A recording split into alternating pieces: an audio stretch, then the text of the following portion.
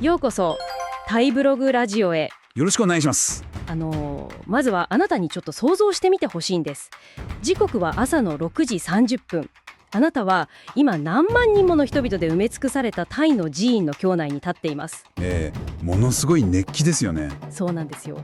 熱気と線香の香りが立ち込める中、突然隣にいた男性が地面に倒れ込むんです。で彼の指が鋭い爪みたいに曲がって胸の奥底から響くような恐ろしいおのりの方向を上げ始めるんですよ。それはびっくりしますね。しかも一人じゃないんです。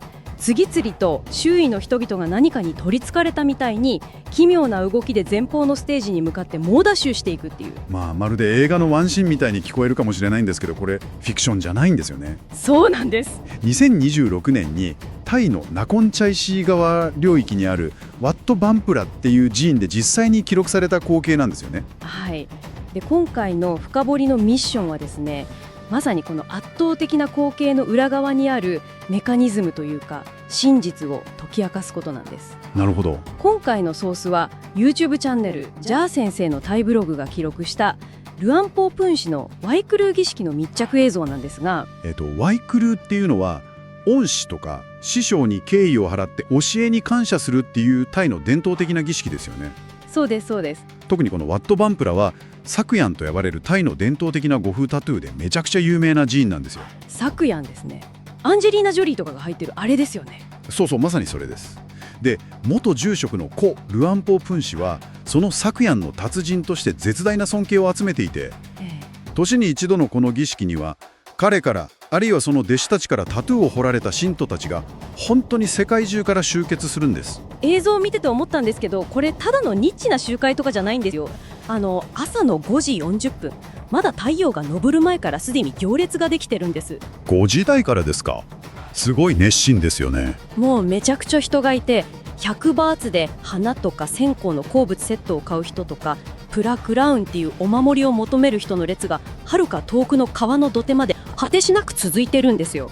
その時間帯からの熱気とか老若女問わずあらゆる階層の人が集まってるっていう事実が、やっぱりこの信仰がいかにタイの人々のアイデンティティに深く根付いてるかを示してますよね。本当にそうなんですよ。会場の雰囲気もなんか巨大な野外音楽フェスとかコミコンの朝の待機列みたいなワクワク感があって、フェス感ありますね。そう、カレーライスとかガパオライスとか、あとカスタードを乗せたもちめとかを売る屋台がずらりと並んでて、美味しそうですね。一緒に食べようよって声を掛け合うようなすごくピースフルなコミュニティの空気が流れてるんです。でもそのフェスみたいな光景の中で一つだけなんか強烈な違和感があったんですよね。違和感ですか。はい。屋台の並びに混じって鎮痛バームってわかります？タイによくあるスースーする軟膏ですね。そう、筋肉痛とか関節痛に効く強力な痛み止めの軟膏が無料で大量に配布されてるんです。無料で大量に？そうなんですよ。静かに祈りを捧げるはずの神聖な儀式で、なんで鎮痛剤が必須アイテムになるのって最初は不思議だったんですけど。なるほど。これがこの後起こる激しい現象を物理的に乗り切るためのある意味伏線だったんですよね。そうですね。その鎮痛剤の存在こそがこれから彼らの体に何が起こるのかを如実に物語ってるんですよ。信徒たちはただ静かに祈るために来てるわけじゃなくて、多くの人がソースの配信者も身につけていた抑神する虎のお守りとか、今年限定の虎柄のシャツを誇らしげに着てるんですよね。着てましたね、みんな。彼らにとって自分自身の皮膚に刻まれた動物とか神々のタトゥーは単なるデザインじゃなくて生きているエネルギーなんです。生きているエネルギー。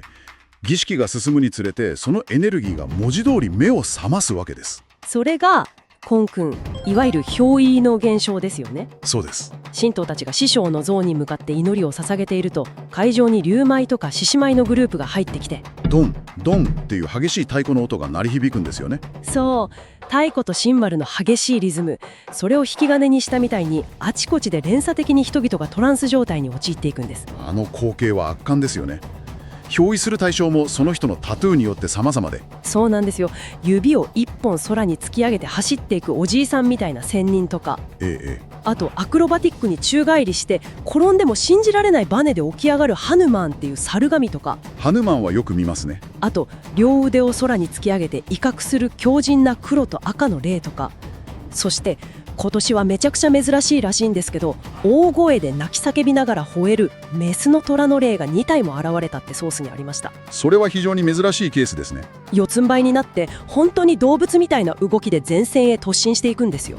ここで重要なのは彼らに憑依するとされる虎とかハヌマンがタイの文化において何を象徴しているかってことなんです。何ですか？ハヌマンは圧倒的な便乗性と主君に対する絶対的な忠誠心の象徴なんですね。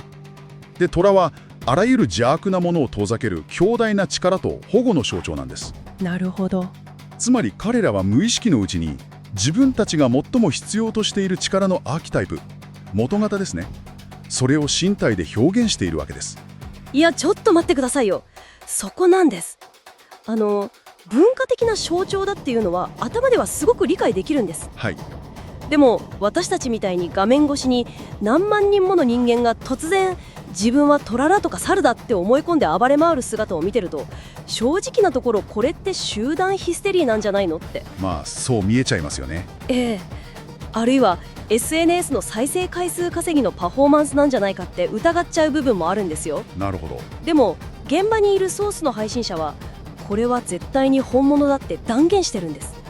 これどう解釈すればいいんでしょうか？無理もない疑問ですよね。現代の合理的な視点から見れば不快快な狂乱に見えるのは当然だと思います。はい。ただ心理学とか神経科学のメカニズムを紐解くと、これが意図的な演技とかフェイクじゃなくて彼らにとっての神聖の体験であることがわかるんです。神聖の体験ですか？配信者も憑依が起こるための厳格な条件を挙げていましたよね。はい。誤解を守ること、師匠への揺るぎない信仰を持つこと、それから儀式中に深く瞑想することの3つです。その通りです。この深い瞑想と会場に鳴り響く太鼓のリズミカルな音、そして周囲の極度の熱気、これらが組み合わさると人間の脳内では自己意識とか理性的な思考を司るデフォルトモードネットワークっていう部分の働きが低下するんです。つまり脳のリミッターみたいなものが外れちゃうってことですか？そうです、そうです。すると脳は外界からの刺激に対して非常に暗示にかかりやすい乖離性トランス状態へと移行するんですよ。へー。その理性ブロックが外れた瞬間、彼らが日々守ってきた戒律とか自分には強力な虎が宿っているっていう強烈な信仰の記憶が運動神経を直接ジャックするんです。運動神経をジャック？はい。彼らの主観的な体験としては、自分が意図して動いてるんじゃなくて、文字通り内なる虎のエネルギーが身体を突き動かしてると感じてるんですよ。はあ、なるほど。だからこそ普段では考えられないような身体能力とか、4人がかりでも抑えきれないような力が出ちゃうわけです。脳のスイッチが切り替わって文化的なプログラミングが肉体を自動操縦してる状態なんですね。まさにそういうことです。だから配信者もやらせじゃない本物だって感じるわけだ。でもだとしたらなおさら危険じゃないですか？と言いますと？だって理性が飛んでて超人的な力を持った人たちが何千人も暴走し始めたら、普通は致命的な将棋倒しとか暴動になりますよね。確かに。なんでこの儀式は制御不能のパニックにならないんでしょうか？そこなんですよ。そこにこの儀式が単なる集団ヒステリーとは明確に異なるコミュニティの洗練された安全装置の存在が見て取れるんです。安全装置ですか？はい。儀式を支える裏方、つまりメンターとかステージスタッフの動きに注目してみてください。彼らの動きめちゃくちゃ興味深かったです。私これを見たとき、まさにロックバンドのライブで起きるスピリチュアルなモッシュピットだなって思ったんです。モッシュピット、面白い例えですね。モッシュピットって観客同士が激しくぶつかり合って、一見するとただの暴力とかカオスに見えるんですけど、実は暗黙のルールがあって、転んだ人は絶対に周りが助けを起こすっていう安全網があるんですよね。非常に的確な見立てだと思います。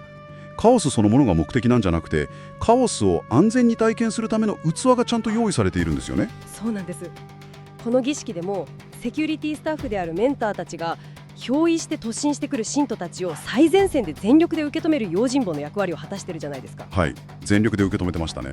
で、耳を強く引っ張るとか、足を頭の高さまで持ち上げるとか、あるいは頭を掴んで背中を強くバンバン叩くんです。あれかなり荒っぽい物理的な方法に見えるんですけど、外から見ればすごく奇妙な鎮静方法なんですけど、実はこれ神経科学的に見ても非常に理にかかったアプローチなんですよ。そうなんですか？先ほど彼らが乖離性トランス状態にあると言いましたよね。はい、言われました。その状態から意識を現実世界に引き戻す、つまりグラウンディングさせるには、脳に強烈な身体的感覚的ショックを与えるのが一番早いんです。なるほど。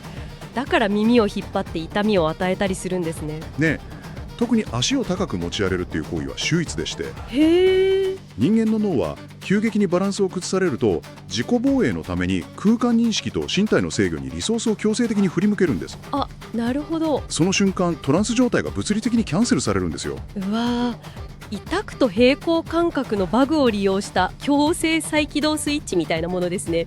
めちゃくちゃ面白い。そうそう、まさに再起動です。しかもメンターは背中を叩きながら構想はご存知だって声をかけるんですよね。そこが心理的なクロージングなんですよ。彼らが憑依されて前へ走る無意識の目的っていうのは、師匠に自分の信仰心とエネルギーを見てもらうことなんです。あー、なるほど。だからメンターが、もう十分だ、構想はあなたの信仰をすでに受け止めたよって伝えてあげることで、脳の目的が達成されるんです。へー。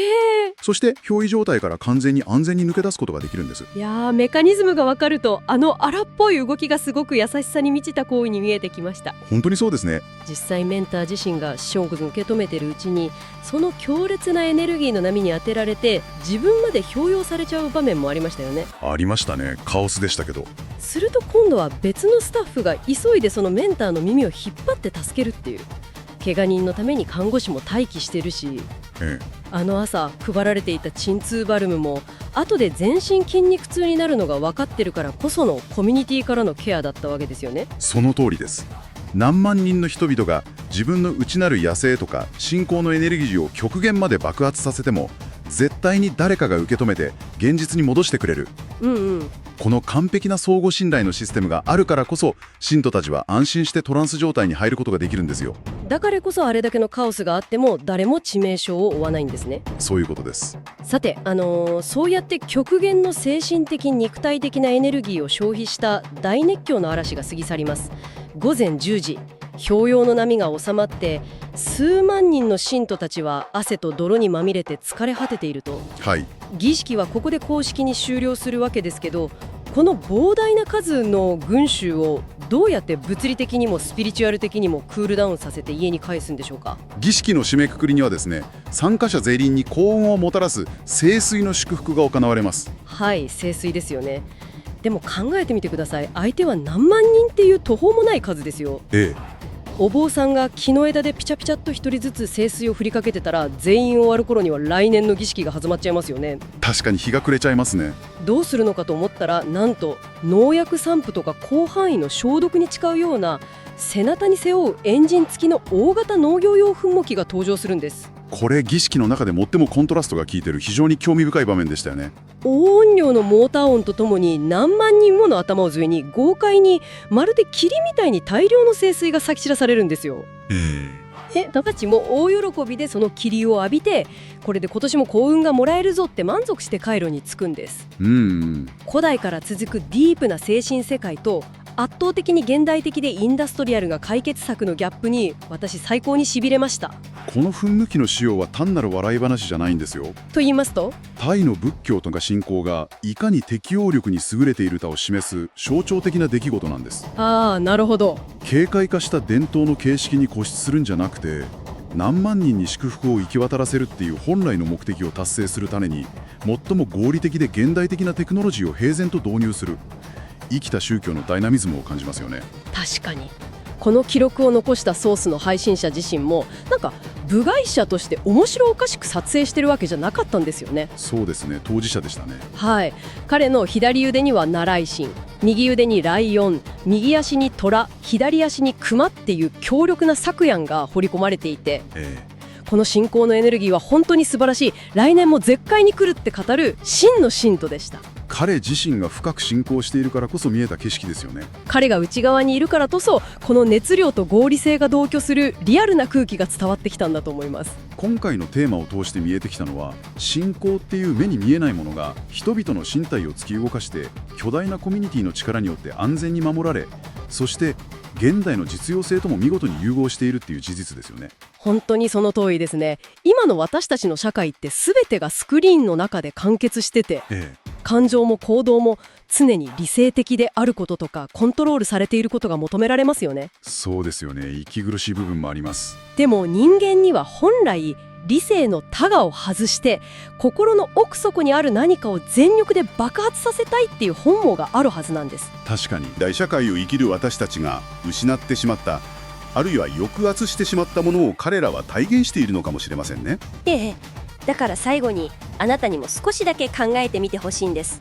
はい。もし私たちにも内なる衝動とかエネルギーを一切の制限なく安全に爆発させていい場所があったとしたら、私たちはそこで一体どんな姿になるんでしょうか。気になりますね。画面から目を離して自分の中に眠っている虎の存在に少しだけ耳を澄ませてみてくださいね。はい。ではまた次回お会いしましょう。バイバイ。